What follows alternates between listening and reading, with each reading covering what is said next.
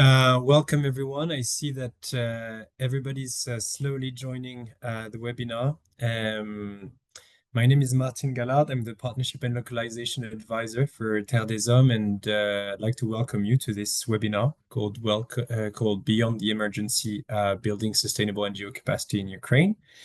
We'll be together for about an hour and a half, today's topic is focusing on Ukraine. We'll be discussing several topics related to the sustainability of local NGOs and partnerships in the context of Ukraine. This webinar is made possible by our donor, the Somaha Foundation, and thanks to their funding, we also work on Local Link Hub, our capacity development platform. Local Link Hub is Terre des Hommes capacity development platform. It gathers a variety of topics specifically curated for local NGOs, such as e-learning trainings, but also grant opportunities and several advocacy opportunities, such as podcasts, webinars.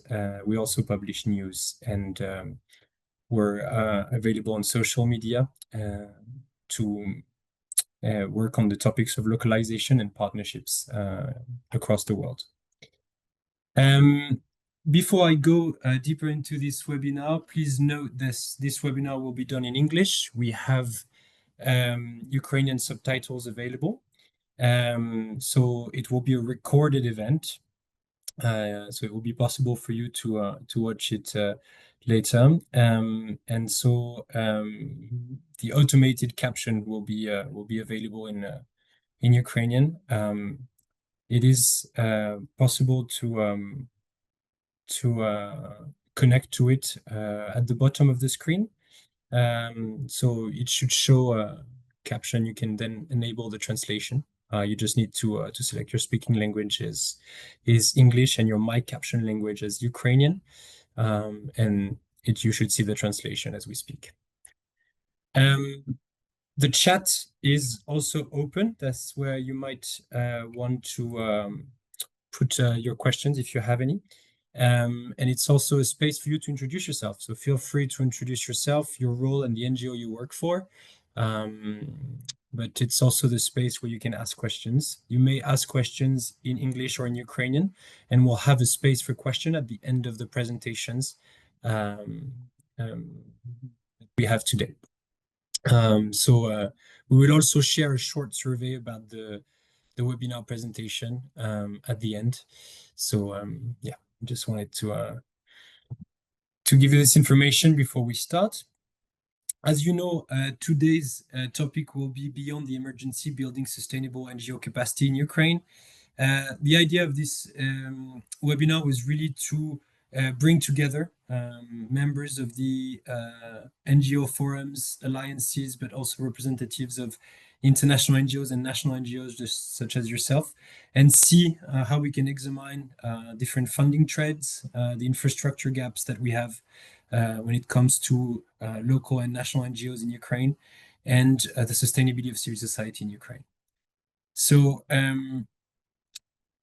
our speakers today are Mila Leonova. She's the director of the Ukraine CSO Alliance. She's got 20 years of experience in public, external, and government relations. She was head of external affairs at Caritas Ukraine, and she's also the CEO of her own consulting company. And Mila will offer us valuable insight into building sustainable capacity within Ukrainian NGOs while navigating complex humanitarian and development challenges. We also have Alexandra Buglak, who is the Deputy Director for the Humanitarian NGO platform in Ukraine. Alexandra has been working for a long time on strengthening coordination and partnerships and aid effectiveness amongst humanitarian organizations. She has extensive experience in civil-military cooperation, and she's working in depth on advocacy for localization and NGO engagement in international coordination. Alexandra collaborates with myself in the IGVA Due Diligence Committee of Practice and is committed to due diligence, mutualization, and simplification in the Ukraine context. We'll also have Viktoriia Romanchuk, who's partnership manager for the Ukraine delegation at Terre des Hommes. She worked with several NGOs both in Ukraine and abroad, and has extensive experience on partnership management and development. She's part of the Terre des Hommes localization and partnership initiatives, and she oversees due diligence processes at Ukraine level. She's both a member of the Alliance of CSOs and the Partnership Working Group on the NGO platform, and she collaborates in depth also with Alexandra Buglak on this matter. And finally, we also have Viktoriia Preobrazhenska, who will be our last contributor to this webinar. She's the director of Dobrobut Ukraine, Eudemony of Ukraine. She's based in Kharkiv. She brings nearly a decade of leadership experience in the Ukrainian nonprofit sector, and she guided her local organization through peacetime development work, but also crisis response. She's got a master's degree in social work and psychology, and specialized in law and business management. So, without further ado, I will welcome now Mila Leonova, director of the CSO Alliance, who will tell us about long-term sustainability in projects and in the specific context of CSOs in Ukraine. Over to you, Mila, and thanks for being here today. Thank you so much, Martin, and dear colleagues. It's really big pleasure to be here, and I think it's very important topic. I'm director of Alliance of Ukrainian Civil Society Organizations, and we united more than 26 Ukrainian organizations, and it's very important that all these organizations represent more than 1,000 local voices. And as Alliance, we committed to work with localization exclusively, and we develop strategy and this sustainable development. This is, I think, our very important way to support our partners. And I just actually this webinar just pushed me to think about last year, how we spent this time, and maybe how we can learn from this time, because all these things what I will explore with you, this is like lessons learned from this year. And you remember that it was quite tough time with these funding cuts and with the challenges with political issues, with actually situation with war really hard. And that's why I just thought, okay, and how we as a local NGO spend this time. And I saw that actually Ukrainian CSOs sometime, I think, really had, even with these challenges, good achievement. And I know some organization who, with these challenges, doubled their fund. Why? Actually, I just tried to conclude and collect like 5-6 lines. Maybe you will learn, and will support you as well. First of all, when big donors left our country, I think a lot of philanthropic organizations came to Ukraine. And this is very interesting that Ukrainian partners received their support first. And it was not so obvious donors, and for example, Australia came to humanitarian, failed before they didn't have a lot of space here in Ukraine, or other philanthropic organizations. And they really started to work with local actors because they wanted to be in touch with grassroots organizations. I know that a lot of livelihood projects came to Ukraine, and this actually was very important, that not only international partners, but as well just people, human beings supported. I will tell you one example. When we had our organization, like East SOS, had problems with evacuation, because this is really big part of activity. they just ask support from people. And for some time, just Ukrainian people supported with donation, and that's really helped to continue, because people don't want can't wait. Yes, if we have this horrible situation in the front line. So my first lesson, just please think about not only sustainable, like institutional donor, but as well about philanthropic, about people donation, about private sector, and how you build connection with these partners in a good manner. The second lesson, this is strategic thinking. For example, this year we had really great achievement with Ukrainian CSO. This is competition around consortia. For example, Ukrainian consortia won, and now had support from FCDO. This is R2P and other more than 10 Ukrainian organizations and one international organization. So I think that future, it's very important to have collaboration with more and more and more partners to have really great team. But what is very important, that cohesion and social cohesion, because actually this big team spent around, I think, more than 1 year together through the alliance. They learn from each other, they build trust, and actually not with alliance, but as well with NGO platform, because they most of this organization part of our two platforms.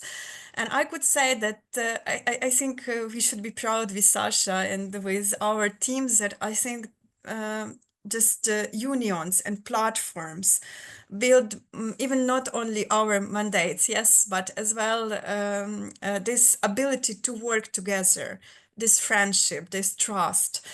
So I think that it's very important to have access to such communities, because this is not only about quite like open things, I mean, very obvious things, but as well this cooperation have deeper meaning.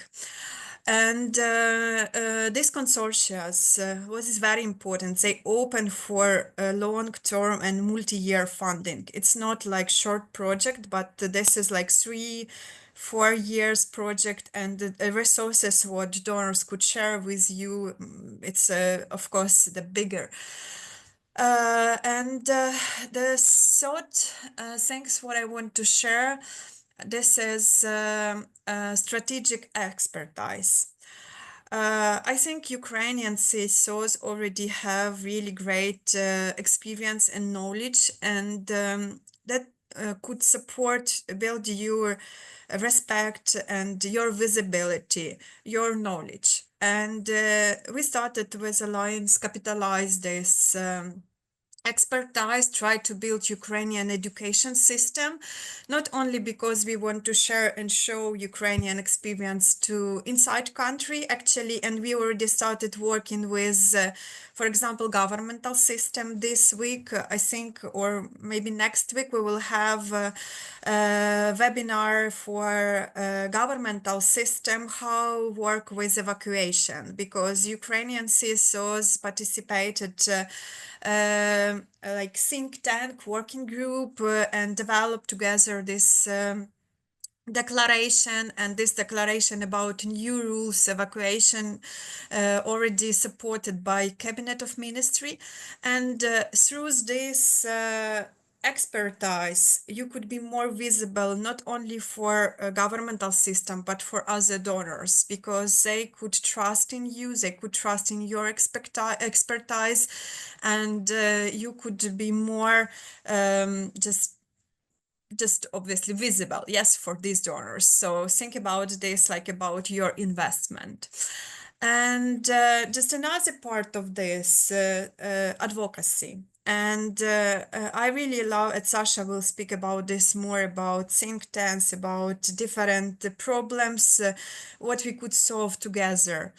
I think we need to spend some time without money and don't think about money, and speak about problem solutions and represent Ukraine as a country. Um, and just for a moment, we need to forget about funding, because fundraising and advocacy, this is totally different thing. I could share one example. Now I have a lot of invitation for to be speaker for global events, and when I want, because I have quite tough schedule, I need some time to redirect this and say, guys, maybe we could just share this invitation with our organizations. And actually now I have more and more no. And why? Because donors and like big platforms really ask to represent sector and have like common vision, and they have fears that if one like single organization could come to this big like stage or to this dialogue, it will be just about funding and asking about money. And I just want to encourage you. Sometime you need to just really think about yourself, like about part of big picture, and share like common values and common thoughts about country, about sector, and then it will be in victory in the future. Now maybe you can't ask about money, but you will represent community, and it will be like investment to your future as well. And another big part of, and this is, I want to encourage not only in the international partners, but as well Ukrainian partners. We, together with NGO platform, with SDC, working around duty of care. And this is another like investment, because we really need to support our teams to have good mental health, good equipment, insurance, and all things. This is about their protection and about their states. And if you want to have a sustainable and long-term way with your team, this is necessary. This is not only about donors' commitments or about international partners' resources sharing. This is about courage of Ukrainian team, because quite often even we really could have fear to ask about something. We care about our beneficiaries, we care about processes, but we could just forget about ourselves. And I think this is another portion of our sustainability. This is how we care about ourselves, how we build our resilience, how we build our team protection in different manner. And my last point about language. I know that we as a Ukrainian partners quite often, and it's really necessary, advocate about coordination mechanism and about access for local actors, and ask about local language. And this is really important and necessary. This is about respect to our teams. But if we speak about long-term funding, at least we need to have in our team one person who knows English very well, because all project proposals, even if you use artificial intelligence, it's quite obviously if you don't have connection with thoughts and context, and it's very important because artificial intelligence part as as you smart, you know, and if you just use very simple things, it could be even funny. I'm part of a few grants committee, and I could say that it's really important to have really person who could work with your proposals and who knows English very well. So to conclude, just this year, I think came with difficulties, but gave us possibilities as well, and gave us really different good thoughts, and show us, I think, really. That creativity and flexibility and courage could really support us not only survive, but as I mentioned in my start, like double funding.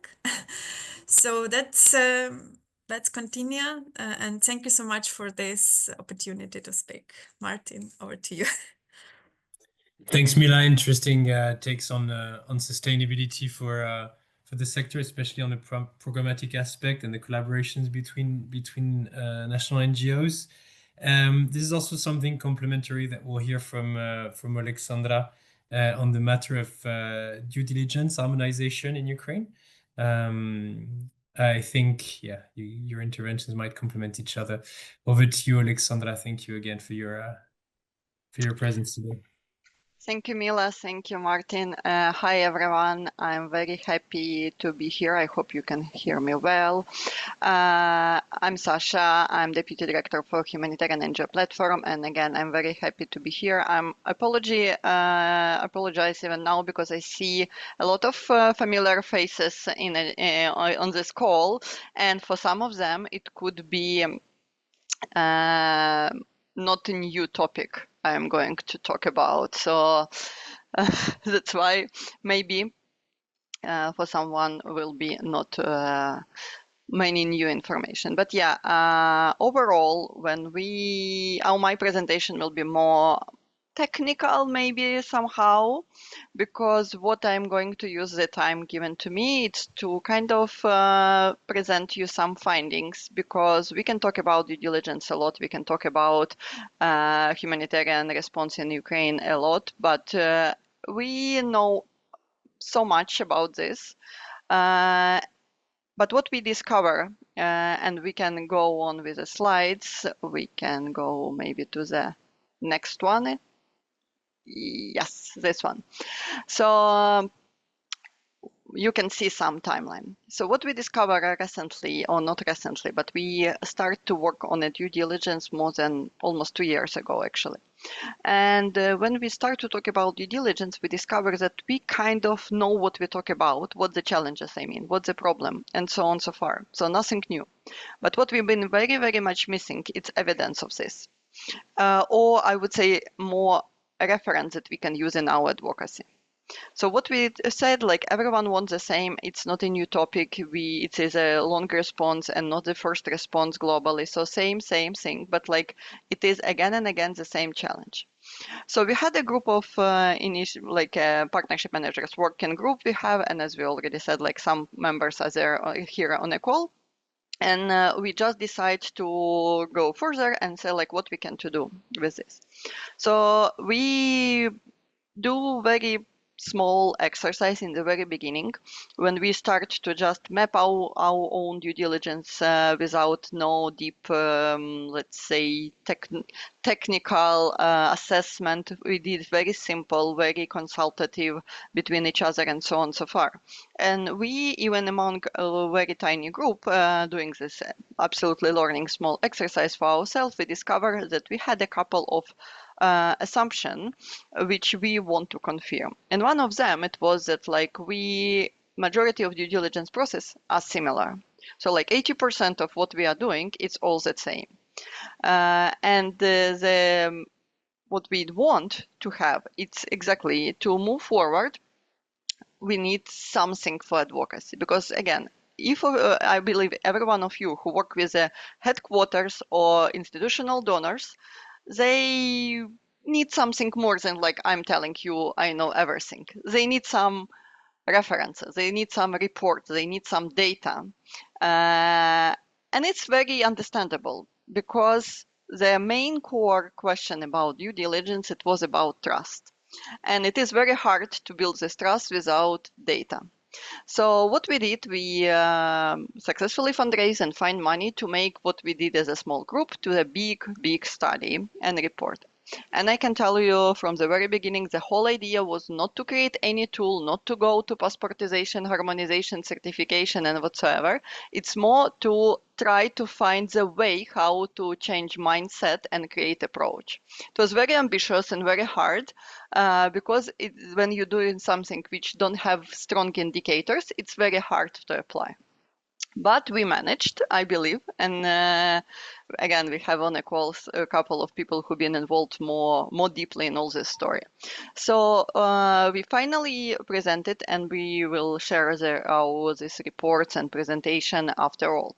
But I will want to go through very quickly what been discovered or highlighted during this study, and then to share some kind of recommendation we propose to do.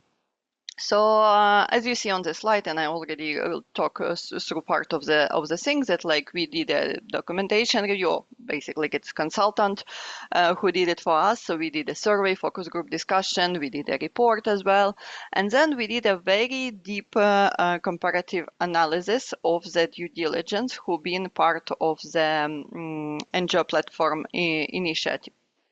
The story was about big set of the participants, I would say. And we can move to the another next slide.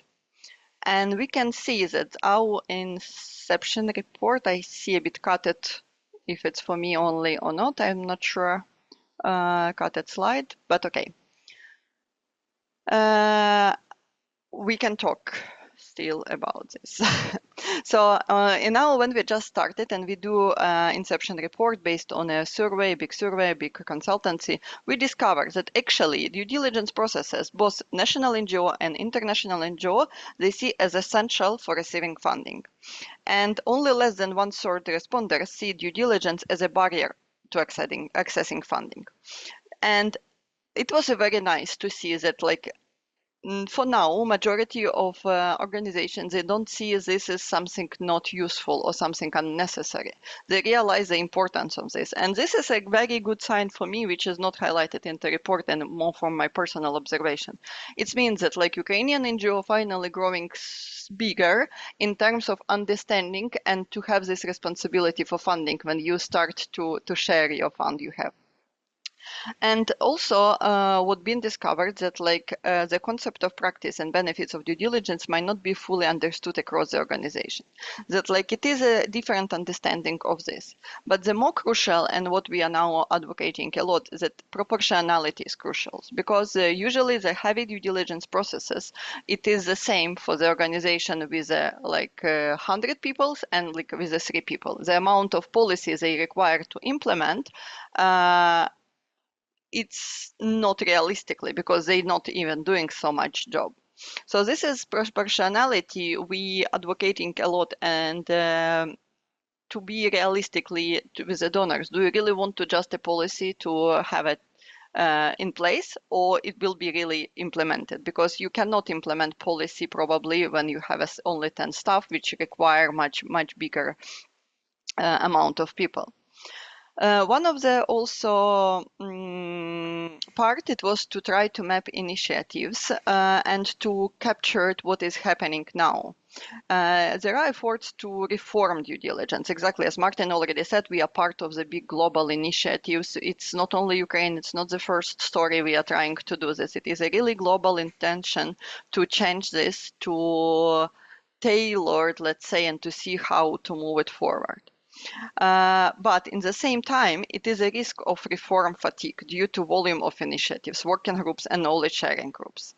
And this is one of the, as I already said, like also fatigue of these tools, because the whole our idea was like, can we not focus on the tools? Because tools, it's a response to the problem, but we are not even start to change mindset and approaches. To create tool, I don't want to undermine people, technical people specifically, but like to create a tools, it's much easier when you realize what you need to do. And we see very often, especially in Ukraine, that we start vice versa. So we start to create a tool, and then we discover a bunch of problems which never been solved. Like, again, trust issue very hard to solve, but this is the story. So the whole idea was exactly more to prepare the ground that any existing already tools like Charter for Change, Philanthropy in Ukraine, CCD, collaborative cash collaborative development already initiatives can be moved forward using this ground we try to create. And we can move on, I think, here. Yes. So for detailed comparative analysis of framework, it's been identified and following indicators split by 8 key subject areas to conduct the analysis. You can see 4 on this slide and 4 on the next slide. The topics were identified through previous harmonization activities as common topic within the sector, focusing solely on administrative capacity of organization. This report not compared indicators focusing of program capabilities, as it is expected this would differ depends on the focus of organization, even between the project. So it was 8 these areas. So pre-qualification, and you see a lot of under each of the blocks. Governance and accountability, safeguarding, operational capacity to deliver programs, management, you can go to the next one, management of downstream partners, financial capacity to manage donor payment cash, general systems and controls. And this is a very big, heavy technical also component into this report, which we are not going through because even I don't understand all of this story. It's super technical, but happy in the end to discuss and to share with the technical people. And we can go to the next slide. So as it was said, it was compared 26 due diligence framework against 57 indicators state on in the report very precisely to determine how aligned the requirements were. Alignment measures by the number of frameworks that contained full or partial reference to the indicators. Again, you can see a lot of data that present into a report, and the thing what we discovered, it was exactly that confirm already our assumption when we started this exercise. So 80% of key topics across the sector are being consistently asked by granting organization. Full or strong alignment on 20-30 indicators, 40%, and mixed alignment on further 23 indicators, which is very high level of alignment, I would say. There is a core set of topics that most organizations seek assurance between entering into partnership. And there is a strong baseline for harmonization, passporting, and certification initiatives to be success. So what we see, it is a very strong willing to do something with this. It is a strong desire for harmonization and streamlining across the sector, but the high volume of initiatives and lack of transparency, clear information has resulted in confusion and duplication. What also very clear state in overall report that one size fits all approach, it's unlikely to be the end results.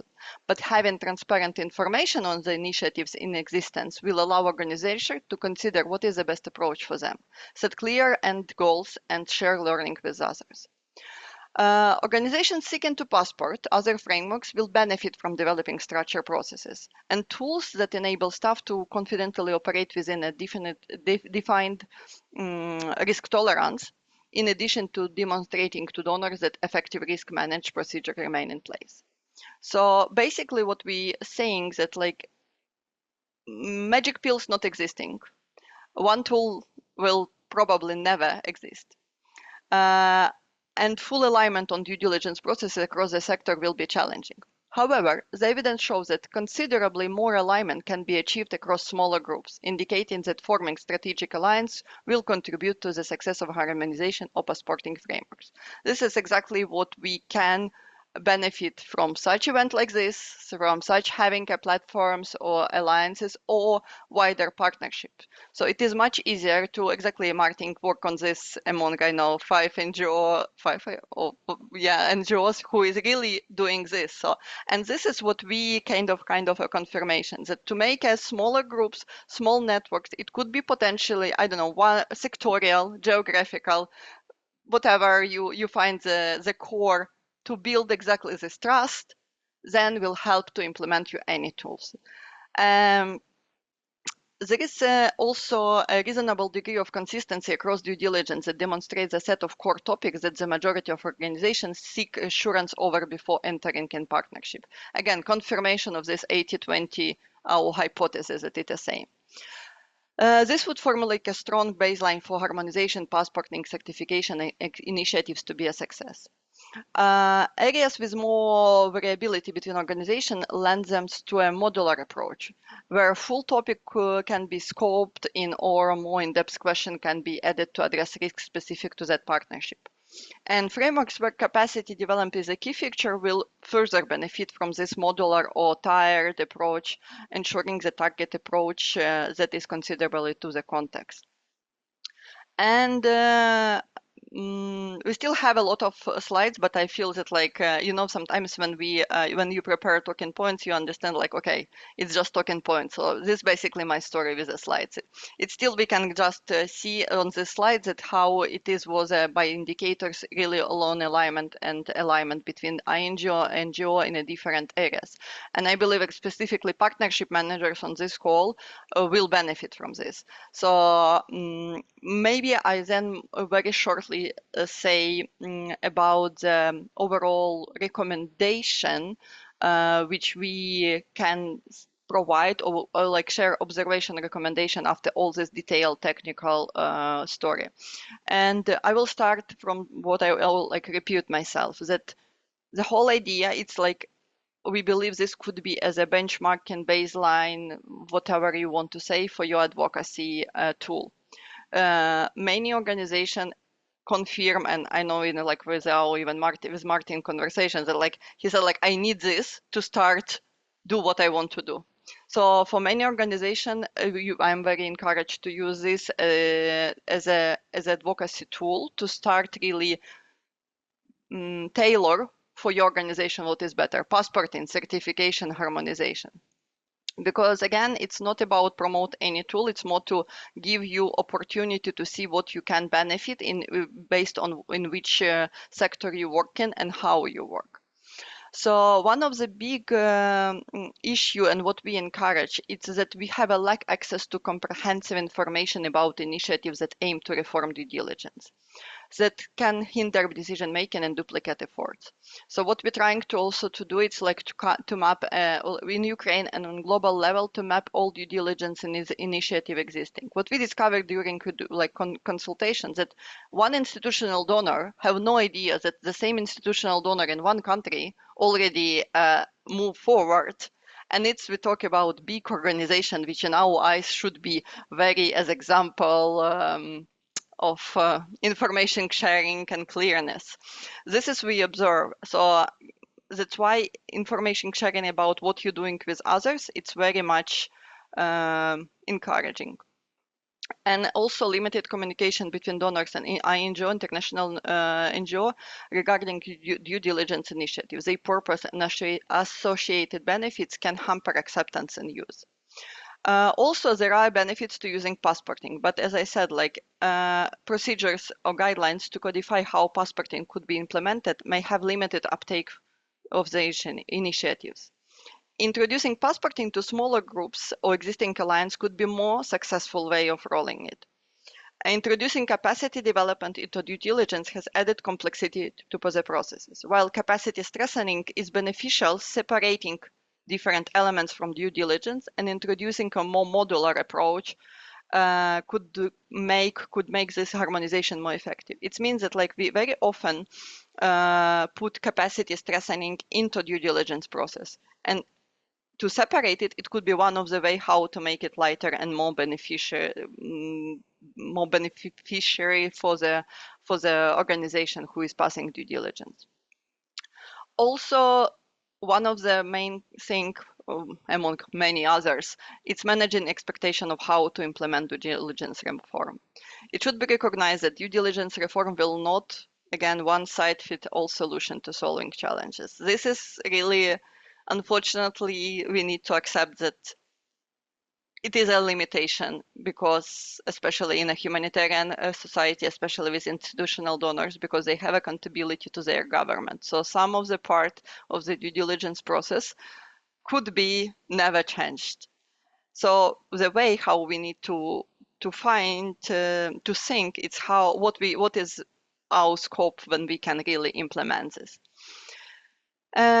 And proportionality, I will just one more time repeat that proportionality between the size of organization and due diligence requirements is crucial, especially for smaller organizations with limited resources.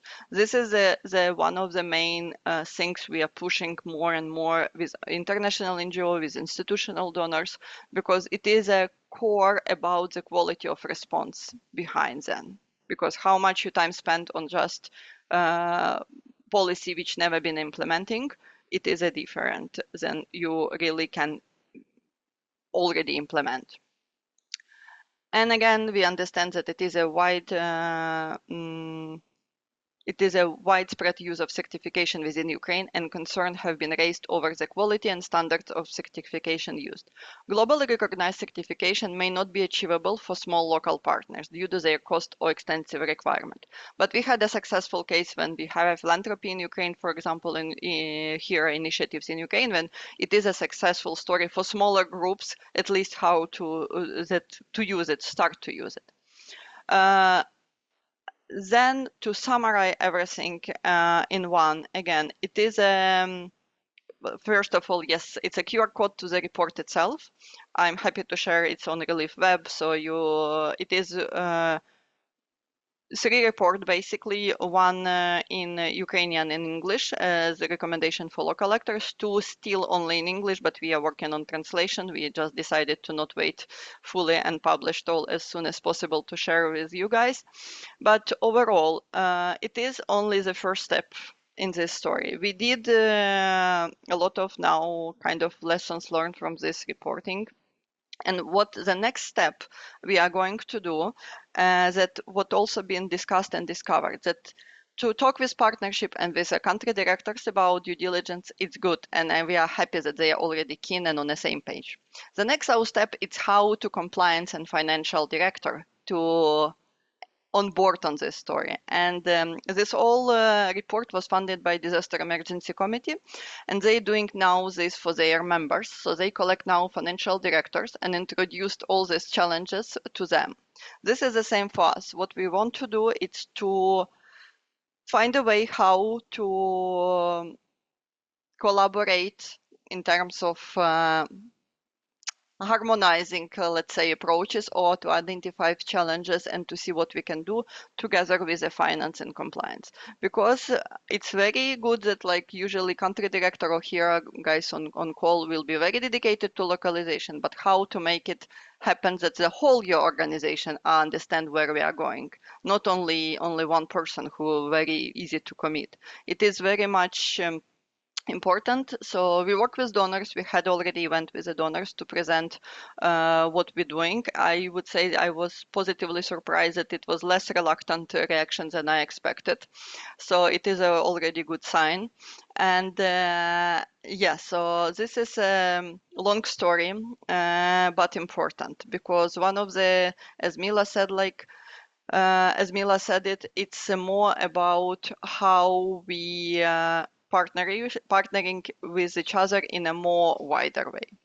And I will stop here. The next slide, it's just our LinkedIn if you want to join, because we publish there as well what we are doing. And happy to answer a question when someone have, if someone have.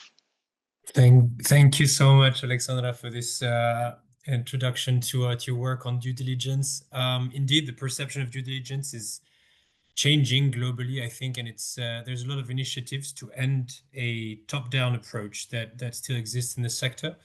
I think this communication and your role in engaging both international NGOs, national NGOs, and donors is extremely important for long-term sustainability. That's how we will recognize the Ukrainian NGOs to be recognized, I mean, as efficient and hardworking as other international NGOs or other partners. So there's a lot to be said, and I think it's one way for us to become more sustainable. So thank you very much for that. This is also why the CSO Alliance and the NGO platforms are quite interesting, because they mix different partners and they work on common long-term sustainable objectives. We'll move over to more concrete day-to-day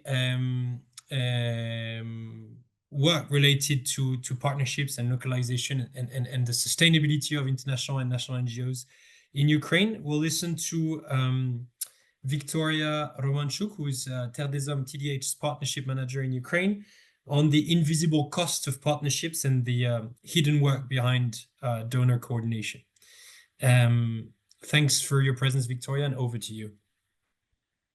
Thank you, Martin, for having me. Hello to everyone. It's a pleasure, really a pleasure to be here today and to share a bit of a perspective into the realities of partnerships. And as a, I don't want to say a field person, but a person that actually works with local partners and knows the invisible costs of partnership, it is truly an honor to be here and to be speaking to you.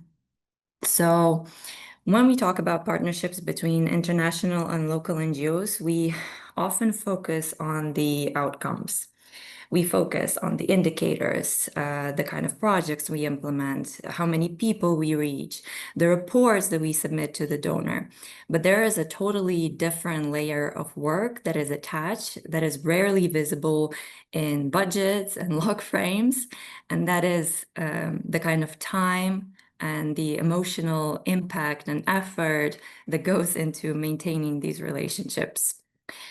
So I propose that we start with the most tangible component of these, which is time. We know that each donor comes with its own requirements, with its own set of templates, reports to submit, and timelines. And the problem is all of these templates and reporting systems, they all have different formats. Speaking of the due diligence, the international donors, the international NGOs all have different templates, and a tiny local NGO has to quickly adapt in order to satisfy all and to please all and to actually get the funding that they need to make the impact that they want to make in Ukraine. So in the end, we fill out, or rather local NGOs fill out all these endless capacity assessments, due diligences, supporting documents via different platforms too, and as well as kind of tend to their other projects that are ongoing. None of these tasks are meaningless. That is not to say that they don't have a place in the humanitarian world and that they shouldn't be there for compliance purposes. They exist there for good reason, but at the same time, they require an additional layer of workload within local teams, especially if all of these templates are not harmonized across donors and across international NGOs. And the reality is many organizations don't actually have any dedicated staff for donor relations or partnership coordination. Most of the times, these tasks, they fall on program officers, project managers, finance colleagues who are kind of already stretched thin. So this invisible workload in turn means less time that we spend on what actually matters, which is engaging with communities and improving our programs. I remember one colleague once said to me that we often spend more time explaining our impact than actually creating it. So that's the paradox of our sector. And these accountability systems that we have in place sometimes end up taken away from the impact that we want to create. And next component is creating rapport. And the fact that partnership management is not only administrative, but it's also about building relationships. Behind every report, there's human interaction. I think many of our local partners can agree that it's quite hard and navigating negotiations, co-writing proposals, balancing sometimes transparency with diplomacy, sometimes also saying no to certain requests because simply your team is overwhelmed. So yes, this relational, I would say, work or labor, it requires patience, it requires constant communications, constant exchange of emails, dozens of them, yet it's rarely acknowledged as work per se. So we often talked about capacity strengthening for local partners as if it's only technical skills, but in fact, maintaining a healthy relationship with your partner also requires a certain set of skills that are diplomacy skills, emotional intelligence, a knack for networking, the ability to build trust, manage stress, promote what you do in competitive environments as well. So yeah, I believe, in my humble opinion, the cost of building a relationship is just as real as the administrative one, even though it might not show up in financial statements. And the third component is the financial gap. Most donors, unfortunately, don't allocate enough resources for coordination, communication, staff time dedicated to partnership management, as these are support functions. So in order for you to be successful at partnership relations, you have to have a variety of projects in which you can budget such dedicated staff. However, in reality, for many local smaller NGOs, that is quite virtually impossible. We often see budget lines. There are allocated budget lines for project delivery, for monitoring, for visibility, but rarely there's one for the ongoing coordination that keeps partnerships going and running smoothly. So yes, strong partnerships, in my opinion, require investment. However, that investment proves to be quite a challenge to fund. Another thing is when this coordination work is treated as something that happens on the side, I want to emphasize and to bring it to this forum that it pushes teams to cover these costs from somewhere else, or sometimes from personal overtime. And it also creates inequality between international NGOs and local NGOs, because obviously an international NGO might find other sources to cover these hidden costs, but a local one might not be capable of doing so. And that, in fact, reinforces the imbalance that we're all talking about and that we're trying to address through localization. So what can we do differently? I believe we should recognize first the problem.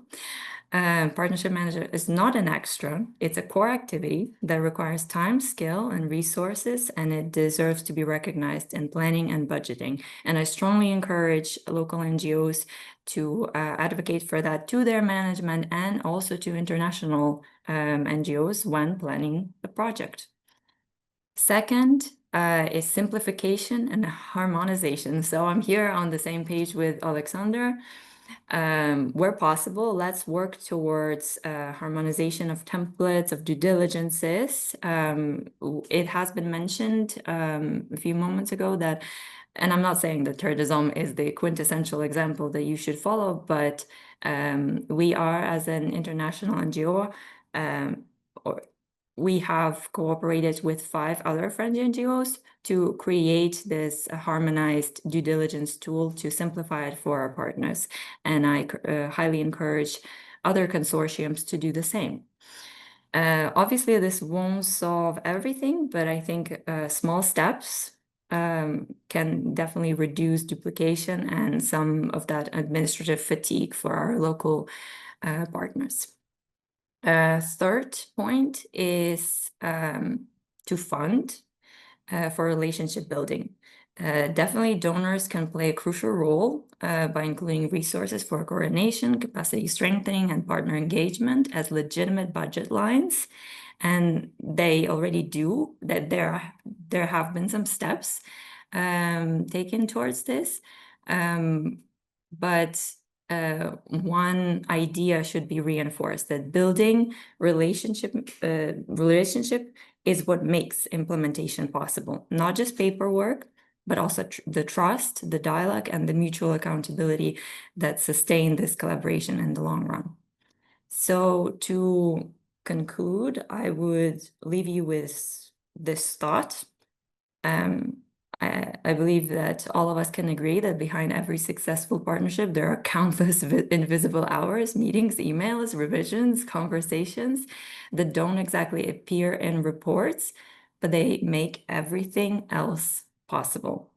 So recognizing that, valuing this invisible work and those who carry it is strategic. Because the strength of our sector doesn't only depend on how well we deliver projects, it also depends on how well we sustain relationships. Thank you so very much. Thank you, Viktoriia. Very interesting, and indeed, I think it was important. It is very important to stress the importance of human relationships also behind partnerships and the cost that it means. It's not only technical or tools, it's also time and efforts that are often invisible that you need to pay attention to. It reminds us also, I think, that relationships and building sustainability with partners takes time. It takes humans and time, and it's something that needs to be respected and funded. Thanks for this. We'll finish with Viktoriia Preobrazhenska, who is our last panelist and works a proud representative of a local NGO in Ukraine, Eudemony of Ukraine, also Dobrobut, if I'm Ukrainian, my Ukrainian is not too bad, who will tell us a bit about the issues of project-based funding and how it undermines sustainability in the context of Ukraine. Over to you, Viktoriia. Yes, thank you very much.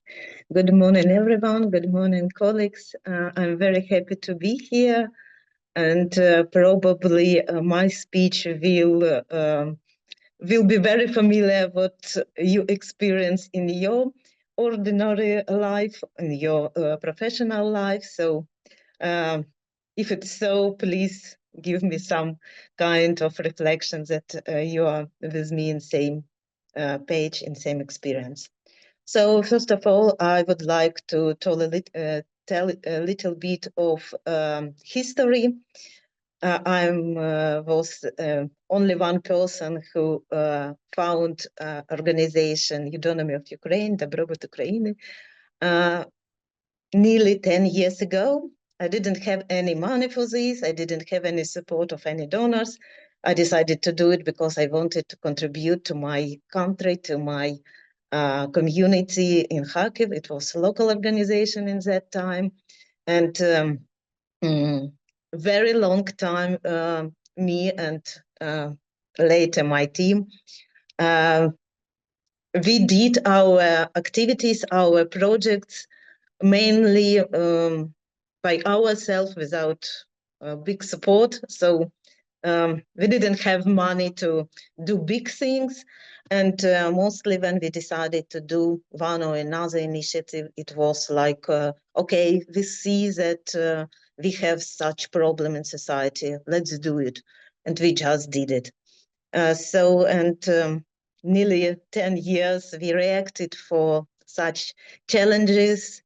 Last 3.5 years, they become even more, let's say, urgent. We understood that our organization works not like a mechanism, not like something sustainable, but mostly like a reaction organism. And what we think about that, probably it will be good to change this approach, and it will be good to work more in strategic planning, in understanding what we want to achieve in 3 years' time, in 5 years' time. And of course, it's quite difficult to plan nowadays, because honestly, we don't know what will be tomorrow. But at least we decided that we need to invest our time, our energy, and our money to build a strong team, to support our members, to support our colleagues. And actually, I think it's pretty much which can be in NGOs or charity organization nowadays in Ukraine. And of course, Mila said that we don't need to focus on money, and we didn't focus on money. But unfortunately, this situation, when we have like short-term projects, it doesn't help us to create long-term planning. So it's a big challenge to don't have projects like for 3-5 years, when we can plan, when we can think how to develop our organization, how to grow our, let's say, capacity. So this one, I think, quite difficult for many of us. And what we are doing now, we are trying to find another, let's say, alternative strategies, how to deal with it. And we are trying to think about some kind of activities which can provide such sustainable funding for our organization. So we will be less dependent of money from donors, and we'll know how many resources we have for our own needs. Can we please move on for next slide? I think I'm already talking about it. Yeah. Yes. Yes. Yes. Thank you. And of course, I would like to add for this alternative point, how to build capacity without long-term granting, financial support. And I'm very agree with Viktoriia about partnership relation, not just like money-based, but human-based. And for my own experience, it's the best strategy which worked in my life, in my social active life. So yeah, to build good relationship with people who can support in this. And we know Ukrainian people like to contribute for each other. And nowadays we see that my colleagues from previous project, from previous my activities, they really contributing for what we are doing now. And I'm very grateful that after they worked many years, for example, in international organization, with good salaries, with good social support, they came and do their contribution for local organization with less money, with less support, but with big wish to do as much as they can do, to contribute as much they can contribute. So we are going to next one, to next point.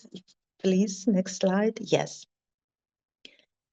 So, of course, what we need to do and what we started to do, and I think many of organizations in Ukraine started to do it already, it's to build capacity. And sometimes this action comes with, let's say, gentle and warm request from partners, from donors, with asking about due diligence or about policies or about other things. And I'm very grateful for this, because sometimes we think, oh, yeah, we need this, but we don't have time, or we're busy with doing what we really think we need to do, like help children or react for other challenges. But honestly, last year and a half, we started to put a lot of effort to build our capacity, and I think it's good investment of time and energy and money, of course, because we like to do it in person with team, and of course it's a little bit costly, but it's investment which like very very good for our team and for organization generally. So what I want to add as some kind of motivation, please, colleagues, partners, don't think that it's wasting time, because sometimes it can be a little bit like boring negotiation about some points inside of the team, can be exhausting and be like, oh God, will we ever use this policy for something? And then actually case come and you see, oh, such good that we discuss this, that we have this policy, that we know how to react in this situation. And of course, it's ongoing process, yeah. So for example, in February this year, we had a strategic session, and we said, oh, okay, we have already numbers of policies. We probably don't need any more. And then after few months, we said, oh no, we need this one, we need that one. And it's actually not just because the Dizom or wherever asked us, it's because we see that we really work as a team better when we have this some kind of agreement, yes, because it's not just policy, like I'm sitting and decided that it will be like this. Yeah, we're discussing this. So it's a little bit from my experience, because many years ago, like 5, 7, I thought like, oh, it's just for donors. It will not help us. Nowadays, I really believe that it's good. It's good practice, and as more points we have discussed and put in some documents, policies or algorithm or any kind of documents, it helps us a lot. So not to be very long, I'm going to my last point.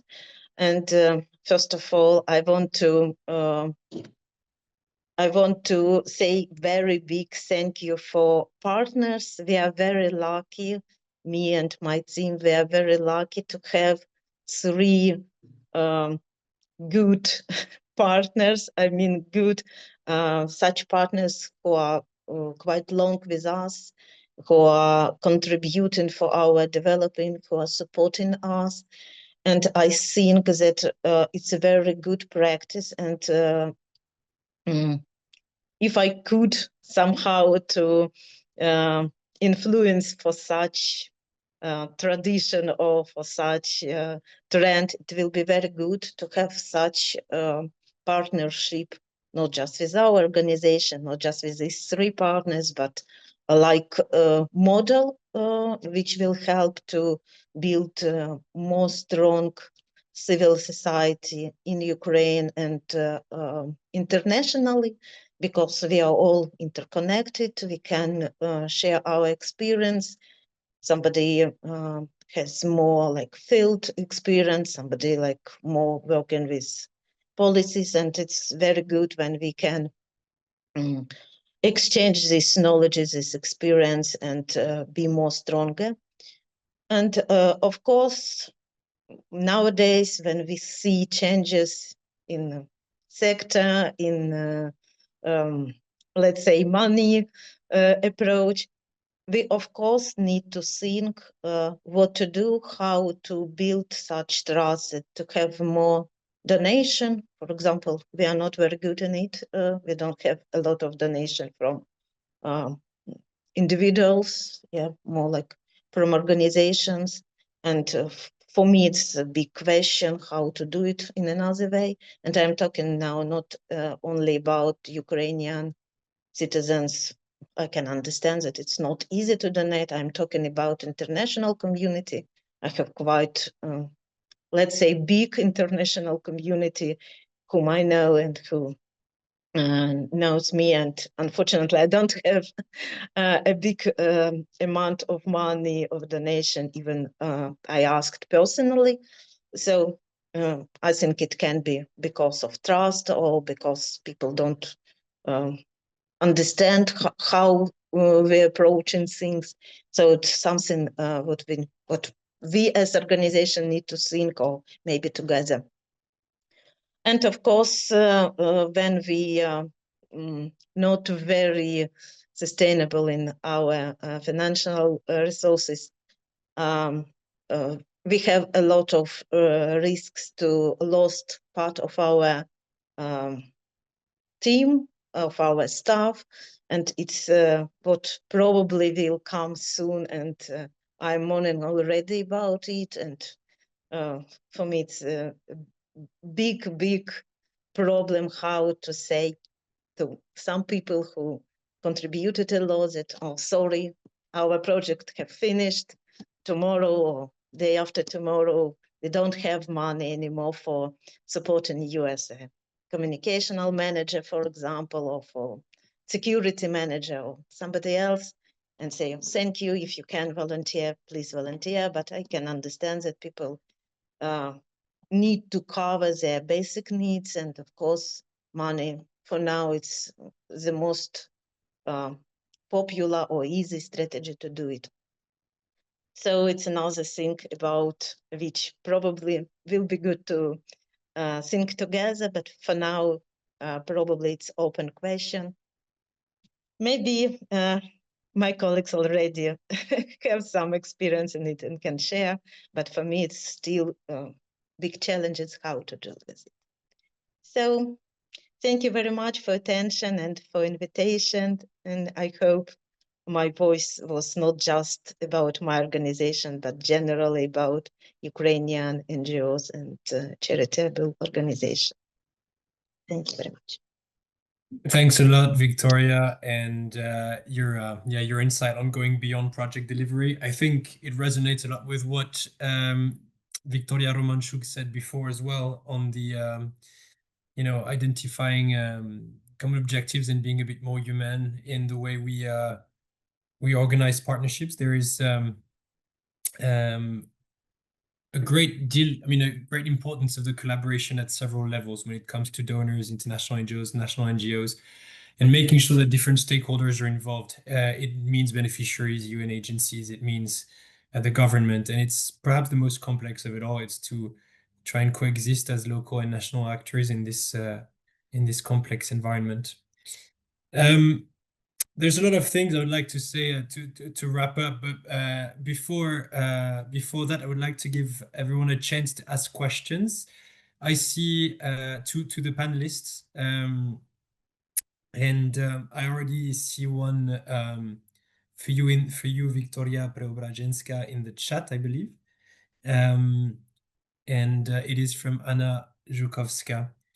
Perhaps Anna, you want to ask your question orally, or I can also just read it if you want to participate. In any case, the question is for Viktoriia. Can you please share how did you come to see? Oh, sorry. Is anyone speaking? No, it's me. Oh, sorry. How did you come to seek for 3 partners and not one? And what were the most or least effective advice from partner to strengthen Dobrobut capacity? So how did you come to seek for 3 partners, and what were the most and least effective advice from these partners to strengthen Dobrobut's capacities? Okay, I will try to be short in this. So we have long story already, 10 years, and we built one relationship. Like I don't want to say after another, but like first once it was 7 years ago. The team of organization came to Kharkiv. We worked with IDPs in that time. They came, they looked what we are doing. Then we did together workshops. Then we had a lot of meetings, as Viktoriia said.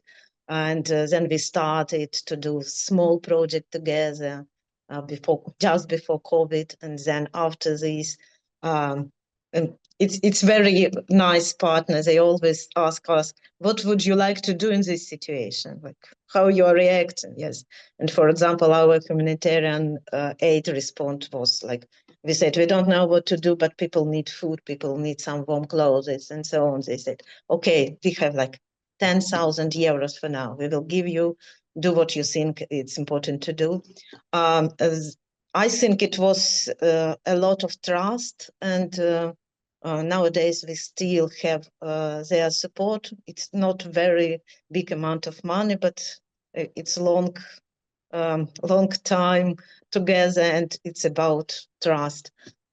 We have partnership with Dobrobut already 3.5 years, and it's same story. We started with one project. We started like with humanitarian response, and then we had this issue what to do, how to support children in this situation. And then we did a project with Dobrobut, and now we are very grateful for due diligence, which Martin helped us to deal with. And I think it's very big contribution for our development. It's very big investment of time and energy. And we have one more partner, not such long time, just second year we're together, but they have this strategy to look on developing of organizational capacity, and they gave us quite a lot of advices, which we took all, and very grateful for this. It's very good when somebody can look like from another side and say, oh, look, your social media, it's a little bit messy. You're like collecting money for organization. Can you please don't do it in your social media? And say, okay, sorry, because we are Ukrainians, we are all collecting money for our safety and so on, not like organization. So I think it was important to hear. And sometimes it's not easy to hear, but then like after some period, we were sitting together with team and saying, okay, it's how it's from international point of view. They have another reality and probably they are right. So I don't know, was it the most, let's say, helpful advice or not, but it's very valuable for me that they are talking to us, they are supporting us, and we are open for such support.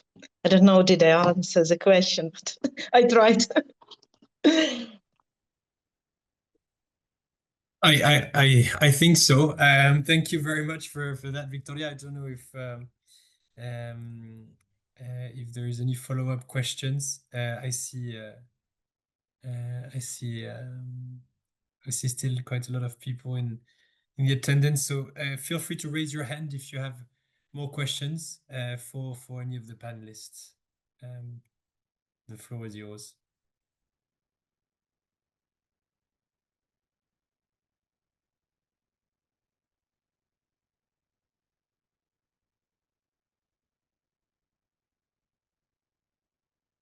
If there is no more question, I see one of the comments that was made to Alexandra on a certification. Oh, sorry, I see two hands in the chat. Apologies.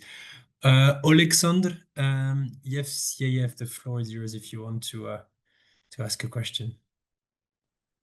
Hello. Throughout the presentation, and thank you very much for all the talking points that have been raised during this meeting, I always hear like one generic, like for me, this is one generic word, the donors. Who is the donor? Because if you want to send your message to a donor, like you need to distinguish, because I represent DG ECHO in Ukraine.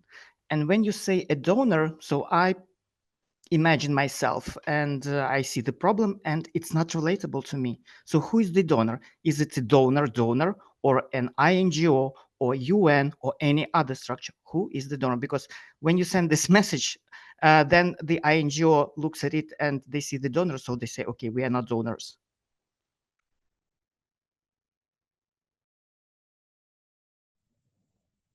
I tried to. Martin, you muted. Yes, thank you. But Mila is about to reply. Go ahead, Mila. Sasha, nice to meet you here. Thank you so much for coming and join us. Yes, actually, I think it's very important to use this very specific language. And when we use like institution donor or governmental system or NGOs, we need to name it correctly. I tried to do that in my speech because I remember this point from our first meeting. So that's, for me, it's very important to clarify when you speak about your partners, if you work directly with governmental money, like with institutional donors. So that's, we speak about DG ECHO or FCDO or other donors. So that's if we speak about NGOs, this is partners. And I think we should think about us like in equal footing, because yes, we have local actors, we have international NGOs, but there's a system a bit similar here. And if you want to be, as a Ukrainian actors, visible and I would say like just a partner, so we need to think about us like about similar system and philanthropic organizations or donation or so. This is a different type of funding what could come to CSOs, a private sector as well. Hope I responded to your question from my side. Yeah, like I think it would be very like valuable messages, like if there is like really distinguishment, because like when I hear that donors produce a lot of different forms, like I cannot relate it to me. And even like if I wanted to solve this issue and look into it, like because I don't produce these forms, like so then I see like who are these donors. And then, yeah, probably the structure is so complicated, and NGOs, like when they get the award and they manage the grant, they become like the donor. So yeah, like let's understand like who is the key stakeholder. Like we need to, I don't know, to address and them understand that we are talking about them rather than using like quite generic word donor. Thank you. I see Alexandra and then Viktoriia want to intervene. Over to you, Alexandra.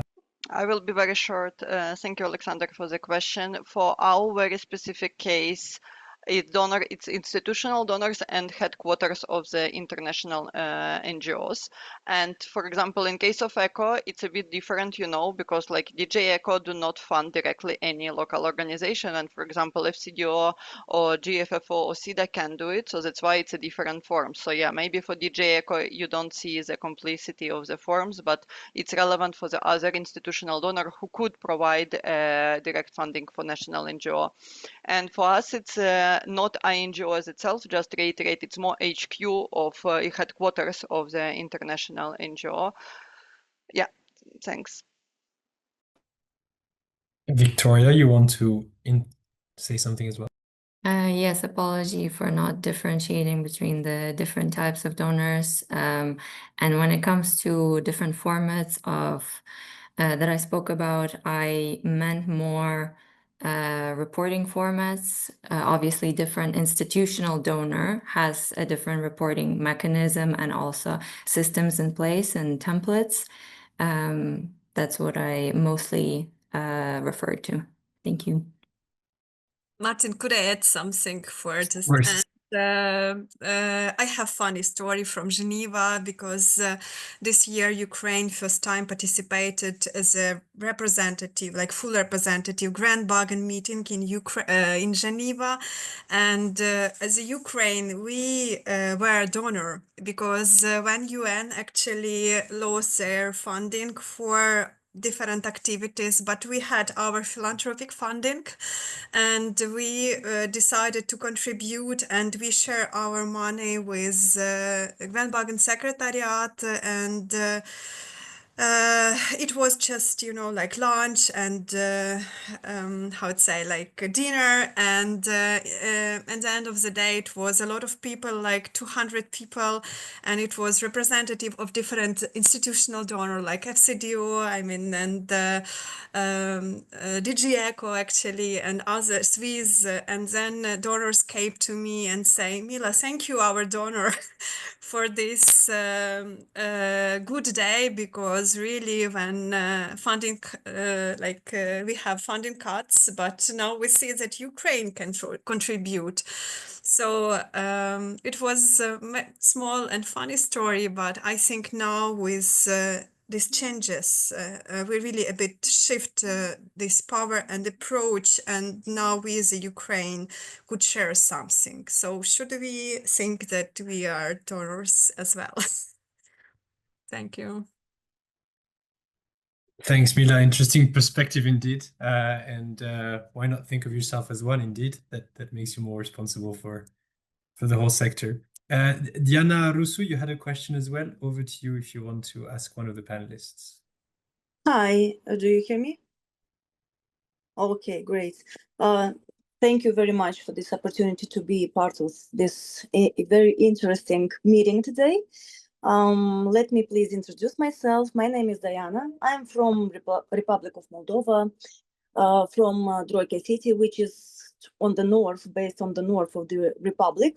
Let it say like less than 100 kilometers from the first point to Ukraine, first border point to Ukraine. So let me express my gratitude to all of you, of the Ukrainian nation, who protects us. And I just want to say that people with brain really appreciate that and understand your sacrifice. And my question is today, how me as a local NGO can help you to extend your, I don't know, your purposes that you have, your ideas here at the local local point of view, because I'm only working here in Droica. And if you have any ideas, if you want to extend your NGOs or your purposes here in Republic of Moldova, I'm open to new collaborations, partnerships. So yeah, please be welcome to our city, and we will try to do our best. Me as a basically new NGO, we have not even 2 years how we start to make volunteers project. We have implemented into when the war was extended in 2022. We all our community helped a lot to Ukrainians refugees.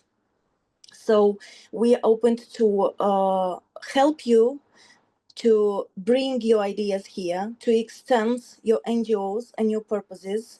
And I hope maybe some of you will be interested in that. I will leave my contacts, in the comments, just in case you would need that. So yeah, this is my question, and this is my, opened with my heart, with all my heart. I'm just telling you that I will be next to you if you would need anything. Thank you. Thank you, Diana. I don't know if anybody wants to answer to this. I guess it's, it resonates with the human aspects of partnership we discussed earlier. It calls also for the participation of the next step for local civil society NGOs in Ukraine that can also operate cross-border and in other countries, perhaps. I'm afraid this is it for our time. We're going to have to wrap up this webinar. A lot of contacts have been shared across in the chat. I just want to make sure that everybody's happy if those contacts are shared at a later stage between all the participants of this webinar. If you do not wish your contact to be shared, whether it's your email address or your phone number, please let us know. by email or in the chat. If we'll make sure that everybody can speak to each other after this, if it's okay with everyone. There is a small survey that I would like you to fill. It's only 2 questions that will be shared right now. It's appearing on your screen right now. And with this, I'm going to thank again our panelists today and all the participants for their attendance, and our panelists for their very interesting insight on the matter of sustainable interventions for local and national NGOs in Ukraine. And thank you very much. I wish you much success in your next endeavors, and peace in Ukraine. Feel free to add one more word if you wish so. Mila, Viktoriia, the other Viktoriia, Alexandra. But we're about done here. Thank you.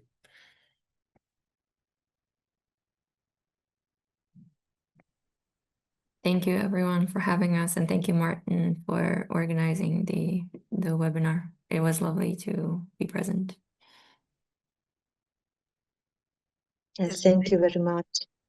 Thanks, everyone. Have a good end of the day. Thank you.